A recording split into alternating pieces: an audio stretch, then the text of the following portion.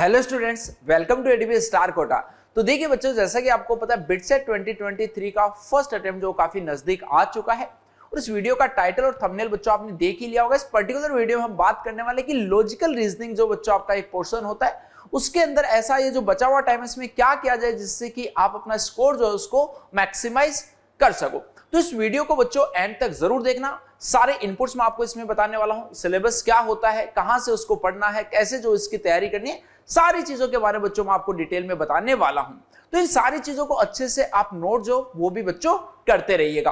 पहली चीज तो यार देखो, आपको पता होगा, अगर जिन बच्चों को नहीं पता उनको मैं बता देता हूं कि बच्चों लॉजिकल रीजनिंग जो है उसका पोर्शन काफी ज्यादा रहता है आपके पेपर में, क्योंकि 20 क्वेश्चन बच्चों इस पर्टिकुलर पोर्शन से पूछे जा रहे हैं। 20 क्वेश्चंस का मतलब हो गया 60 मार्क्स। तो आप ऐसा मानिए कि बच्चों अगर आप इस पोर्शन को अच्छा कर लेते हो, अगर आप इस पोर्शन में अपना स्कोर मैक्सिमाइज कर लेते हो, तो ये इतना बड़ा पोर्शन है कि ये आपकी कॉलेज, आपका जो कैंपस है वो चेंज कर सकता है, आपकी ब्रांच जो है वो चेंज कर सकता है। तो इसको, इस वाले पोर्शन को बिल्कुल भी हल्के में ना ले। काफी हद तक बच्चों आपकी ये सिचुएशन जो ऊपर वाली जो रैंक्स हैं, जो स्कोर है, उसमें काफी बड़ा चेंज जो इसकी वजह से आता है, बच्चों को देखने को मिलता है। तो जो भी बच्चे जैसे जो पहले से बिटसेट की तैयारी कर रहे होते हैं वो इसके अंदर ऑलरेडी अच्छा खासा स्कोर जो वो करते हैं। लेकिन जो बच्चे जेई अभी तक जेई मेन की प्रिपरेशन जो वो कर रहे थे, अब जेई एडवांस की प्रिपरेशन में जो उसमें भी लग जाएंगे, तो वो इसके बीच में ऐसा कैसे कितना टाइम जो उसको मैनेज करें जिससे कि वो इस वाले पोर्शन को अच्छा कर सके और वो अच्छा स्कोर जो इसके अंदर कर सके। तो ये देखो, पहली चीज तो अगर हम मान लो कि इसके बात करें, लॉजिकल रीजनिंग जो एक सब्जेक्ट है वो एक बड़ा ही इंटरेस्टिंग सा सब्जेक्ट होता है। ये बेसिक एप्टीट्यूड जो वो आपका चेक करवाता है। इसके अंदर देखो दो टाइप के क्वेश्चन जो इसके अंदर जनरली होते हैं। एक ऐसे क्वेश्चन होते हैं जिनकी प्रैक्टिस आपको पहले की हुई होनी चाहिए, जिनका आपको पता होना चाहिए कि इस टाइप के, इस पैटर्न के क्वेश्चंस को कैसे आप सोल्व करते हो, तभी आप सोल्व कर पाओगे। सेकंड, एक वो क्वेश्चंस होते हैं जिनकी आपको चाहे प्रैक्टिस भी ना हो, लेकिन बेसिक अगर आपका एप्टीट्यूड अच्छा है तो आप ऐसे क्वेश्चंस को इजीली जो वो कर सकते हो।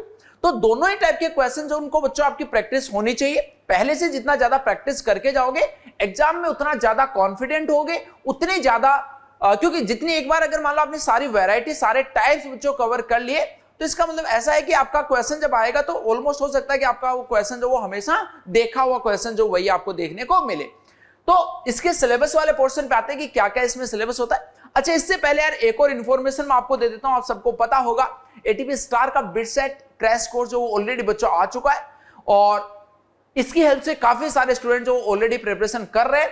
तो आप भी इस बैच का हिस्सा बनके लॉजिकल रीजनिंग को तो आप बहुत अच्छा कर ही सकते हो, साथ में physics, chemistry, maths, English proficiency, इन सारे सब्जेक्ट्स को भी बच्चों एक अच्छे लेवल तक लेके जा सकते हो। साथ ही साथ में इसमें के अंदर आपको मॉक टेस्ट जो वो भी मिलने वाले हैं। तो ये आपके लिए एक वन स्टॉप सॉल्यूशन जो वो रहने वाला है। तो इस बैच का हिस्सा अगर अभी तक आप नहीं बने हो तो जरूर बच्चों इसका हिस्सा बने, बिटसेट में बहुत अच्छा आप फोड़ने वाले हो।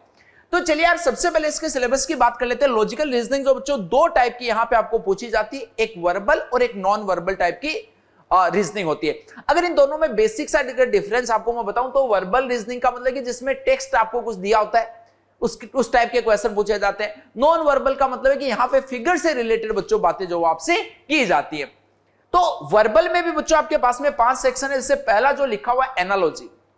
अब एनालॉजी का मतलब देखो, इसमें मैं थोड़े आपको टाइप वैरायटी बता देता हूं कि इसका क्या मतलब होता है, इसमें किस टाइप के क्वेश्चन जो पूछे जाते हैं। तो आप इसके अंदर सिंपल से ऐसा समझिए कि दो वर्ड्स के बीच में कोई एक पेयर होता है, दो वर्ड्स का, उनके बीच में कोई एक रिलेशन होता है। अब आपको देखना होता है कि वही सेम रिलेशन जो बाकी के ऑप्शंस दिए हैं उनमें किन दो वर्ड्स के अंदर जो वो आ रहा है। तो इस टाइप के क्वेश्चन जो वो आपको सबसे पहले पूछे जाते हैं। सेकेंड जो बच्चों यहां पे पैटर्न रहता है दैट इज क्लासिफिकेशन। अब क्लासिफिकेशन के अंदर किस टाइप के क्वेश्चन आते हैं, इसके अंदर बच्चों आपको ओड वन आउट जो पूछा जाता है। अब ओड वन आउट में कुछ भी पूछा जा सकता है आपसे। मान लो कि आपको 4 वर्ड दे दिए, 4 वर्ड दे दिए, अब पूछा जा रहा है कि इसमें से भाई कौन सा ओड वन है। जैसे अगर बहुत ही सिंपल लेवल पे जाके अगर बात करें, मान लो 4 ऑप्शन है, उसमें 3 कंट्री के नाम दिए हुए हैं और एक मान लो कि स्टेट का नाम दिया, तो स्टेट वाला जो वो क्या हो गया, उसका ओड वन हो गया। समझ रहे हो? मान लो कि आपको 4 एग्जाम के नाम दे दिए, 4 एग्जाम में मान लो कि 3 एग्जाम ऐसे हैं जो कि इंजीनियरिंग से रिलेटेड है, एक मान लो कि मेडिकल से रिलेटेड है, तो मेडिकल वाला जो वो ओड वन आउट हो गया। तो इस टाइप की चीजें जो वो बच्चों आपको इसके अंदर पहचाननी होती है। थर्ड जो कैटेगरी है दैट इज सीरीज कंप्लीशन। अब जो जैसे जो मैं एक पैटर्न की बात कर रहा था, जो आपको बोला था कुछ क्वेश्चंस ऐसे तो इनकी प्रैक्टिस अगर नहीं भी है तो भी ऐसे क्वेश्चंस को आप सोल्व कर सकते हो। इसके अंदर देखो सीरीज जो कंप्लीशन है इसके अंदर भी 2-3 वैरायटीज होती हैं। एक वैरायटी कौन सी होगी आपके पास में, मान लो कि कुछ एक नंबर्स जो वो दिए हुए होते हैं, मान लो आपको 5 नंबर दे दिए और जो छठा नंबर है उसकी जगह क्वेश्चन मार्क आ गया कि अब बताइए कि यहां पर जो वो कौन सा नंबर आएगा। एक ये कैटेगरी होगी। दूसरी कैटेगरी क्या होगी कि आपके पास में मान लो कि 6 नंबर दिए हुए हैं।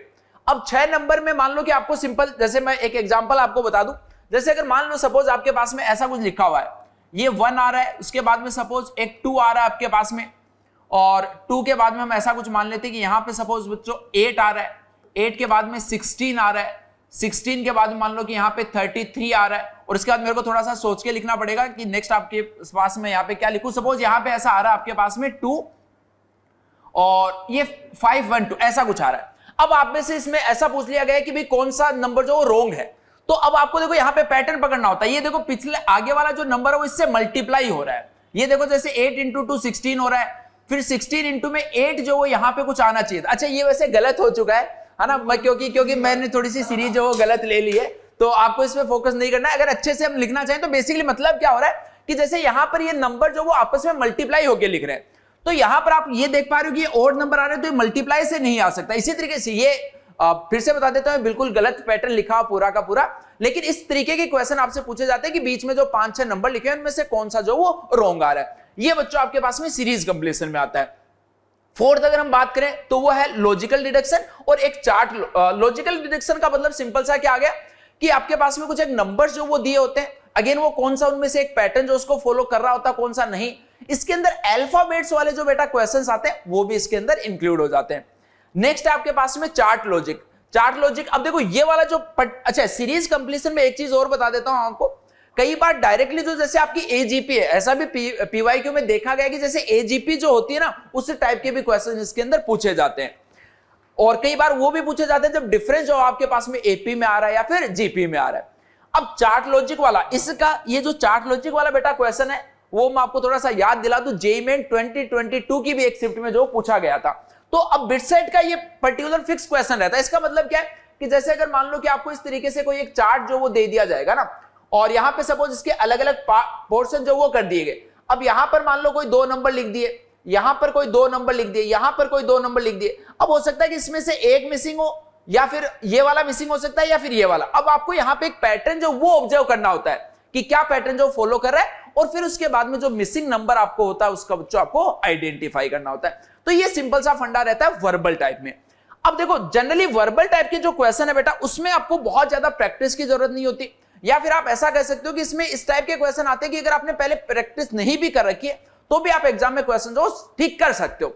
लेकिन यहां पे जो सेकंड आपके पास में नॉन वर्बल टाइप का, जिसमें आपको मैंने बात की थी कि फिगर टाइप के क्वेश्चन जो पूछे जाते हैं, तो इस पोर्शन की यार आपको थोड़ी सी प्रैक्टिस जो वो अच्छे से करनी होती है।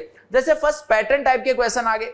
अब पैटर्न टाइप के क्वेश्चन का मतलब क्या हो गया कि जैसे मान लो कि आपको 3 फिगर दे दिए है ना, उसके अंदर कुछ कुछ पैटर्न जो फॉलो हो रहे हैं। अब आपको फोर्थ जो पूछा जाएगा, फोर्थ जो ब्लैंक दे दिया, फोर्थ वाला स्पेस, और बोल दिया जाएगा कि यहां पे कौन सा फिगर जो आएगा, और नीचे फिर 4 ऑप्शन दिए होंगे, तो उसमें आपको आइडेंटिफाई करना होता है। फिर उसके बाद में फिगर फॉर्मेशन का मतलब क्या हो गया कि जैसे कुछ एक पर्टिकुलर फिगर है, उसके 3-4 उसको 4 हिस्सों में तोड़ दिया और उसको अलग अलग फेंक दिया, और ऐसा बोल दिया जाएगा कि अब बताइए कि ये जो टूटा हुआ फिगर है वो कौन से कंप्लीट फिगर का हिस्सा है, या उसका उल्टा भी पूछा जा सकता है। एक कंप्लीट फिगर दे दिया और फिर 4 ऑप्शन दे दिए कि इसको अगर ब्रेक करेंगे तो कौन कौन से पोर्शन जो इसमें से बनने वाले हैं। तो इस टाइप के बच्चा क्वेश्चन जो बनते हैं। नेक्स्ट एक होता है पेपर कटिंग। जैसे अगर आपने मान लो कि बचपन में क्राफ्ट की क्लासेस अगर अटेंड की है तो आपको अच्छे से आइडिया होगा कि सिंपल इसके अंदर पेपर होता है। अब इसमें अलग अलग तरीके से आपको घुमाया जाता है कि सपोज मान लो पेपर को फोल्ड कर दिया, कई बार बोला जाएगा कि कॉर्नर से ऐसे काट दिया, कई बार बोला जाता है कि सेंटर से ऐसे काट दिया। तो अब जब इसको आप ओपन करोगे तो किस टाइप की शेप आपको दिखेगी, वो शेप बच्चों आपके पास में 4 ऑप्शंस में होती है, वो आपको पकड़ना होता है। अगेन एक है फिर फिगर मैट्रिक्स। मैट्रिसेस कुछ मैट्रिक्स दिया तो उसके अंदर फिगर है, तो ये सेम वही ऊपर वाला ही पैटर्न है कि इसके अंदर आपको आइडेंटिफाई करना होता है कि किससे कौन सा जो बनने वाला है। फिर है रूल डिटेक्शन। रूल डिटेक्शन का मतलब क्या हो गया, जैसे 3 फिगर बेटा आपको दे दिए, अब उसके अंदर कुछ रूल, कुछ पैटर्न जो फॉलो हो रहा होगा कि जैसे किसी को हमने पहले 45 डिग्री पे रोटेट कराया, उसके बाद में फिर से 45 डिग्री पे रोटेट कराया, तो जो 4th टाइम आपके पास में फिगर आएगा वो क्या बनेगा। कईयों में क्या होता है, एक ही फिगर के अंदर 4 अलग अलग एलिमेंट्स दिए होते हैं और उन चारों एलिमेंट्स को आगे आने वाले जो फिगर्स है उसके अंदर रोटेट कराया हुआ होता है। तो फिर आपको पूछा जाता है कि फोर्थ फिगर या फिफ्थ फिगर जो वो किस टाइप का बनेगा। तो ये सारी चीजें बच्चों आपकी नॉन वर्बल जो उसके अंदर आती है। अच्छा, इसके अंदर देखो, जब मैंने प्रीवियस ईयर के पेपर्स को एनालाइज किया, पैटर्न को ऑब्जर्व किया, तो बेटा मेरे को ब्लड रिलेशन और डाइस वाली जो प्रॉब्लम्स है वो हर एक में देखने को मिली है। अब देखो, जो डाइस वाली जैसे प्रॉब्लम्स है, तो इसमें ऐसा नहीं है कि अगर मान लो कि आपने पहले सोल्व की हुई है, नहीं की हुई है, तो आप वहां पे कर दोगे, कर भी दोगे तो टाइम बहुत लगेगा। अब यार इन सारे क्वेश्चंस को सोल्व करने के फिक्स मेथड्स होते हैं, पैटर्न्स होते हैं। हो सकता है कि मान लो कि आप बेटा लॉजिकल रीजनिंग के क्वेश्चन को सोल्व कर दो, बट उसमें भी अगर मान लो आप 5-7 मिनट लगा के सोल्व कर रहे हो तो इतना टाइम थोड़ी होता है। तो इसका मतलब आपको शॉर्टकट्स जो है वो सारे के सारे पता होने चाहिए। तो ये बच्चों ये सारी चीज आपको ध्यान रखनी है। अब अगली चीज है कि सर ये ठीक है, अब रिसोर्सेज बता दीजिए कि कहां से हम इसकी प्रिपरेशन जल्दी से जल्दी कर सकते हैं। तो एक तो बेटा ये जो बीसीसी कोर्स मैंने आपको बताया है, ये अगर आप में से जिस भी बच्चे ने ज्वाइन कर रखा है तो मैं उसके लिए बता दे रहा हूं, उसको बेटा सिंपली जो भी लेक्चर्स हैं, कम ही लेक्चर्स हैं इसके, अगर उन लेक्चर्स को सारे एक एक क्वेश्चन को आप बहुत अच्छे से कर लेते हो और जो मॉक टेस्ट आपके उन सबको अटेम्प्ट कर लेते हो, तो आपका बेटा लॉजिकल रीजनिंग का कोई क्वेश्चन जो वो गलत नहीं होगा। दूसरे वो बच्चे जो कोर्स में नहीं है, पहली बात तो नहीं हो तो आपको ज्वाइन कर लेना चाहिए, आपको बेनिफिट होगा। बट मान लो कि नहीं है, या फिर हम ऐसा बोले कि लेक्चर वाले सारे क्वेश्चन मान लो कि जो ऑलरेडी इस बैच में और उन्होंने सारे क्वेश्चन ऑलरेडी कर लिए, तो उनको क्या करना चाहिए, तो वो बेटा एक अरिहंत की पीवाईक्यू की बुक कर सकता है, जिसके अंदर 2012 से लेके आई थिंक 2022 तक के क्वेश्चन है, और फिर उसके बाद में 5 मॉक टेस्ट जो वो भी दिए हुए हैं। तो आप तो एक तो उस बुक को फॉलो कर सकते हो। अब कोई बोले जी सर वो भी हमने कर लिया, तो बेटा फिर आप एनटीएससी के प्रीवियस ईयर के क्वेश्चंस कर सकते हो। एनटीएससी के जो क्वेश्चंस है ना लॉजिकल रीजनिंग के, वो भी जो जिसके अंदर मैट बोला जाता है, मेंटल एबिलिटी, तो उस टाइप के क्वेश्चन जो वो भी इसके अंदर पूछे जाते हैं।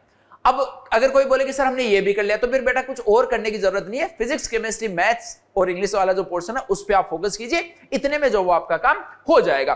ठीक है, तो बस यार ये सारी चीजें थी। आई होप आपको सारी चीजें अच्छे समझ में आई होगी। सिलेबस जो वो भी मैंने आपको बता दिया कि क्या क्या इसके अंदर रहता है और कैसे उसकी प्रिपरेशन करती है, अंदर क्या क्या टॉपिक्स रहते हैं, इन सारी चीजों के बारे में बच्चों मैंने आपको बता दिया। तो अगर आपको वीडियो पसंद आए तो लाइक जरूर कर देना, और अगर अभी तक बीसीसी का हिस्सा ना बने हो तो जल्द से जल्द बच्चों इसके अंदर एनरोल करके आप अपनी प्रिपरेशन जो उसको स्टार्ट कर सकते हो। Okay students, best of luck.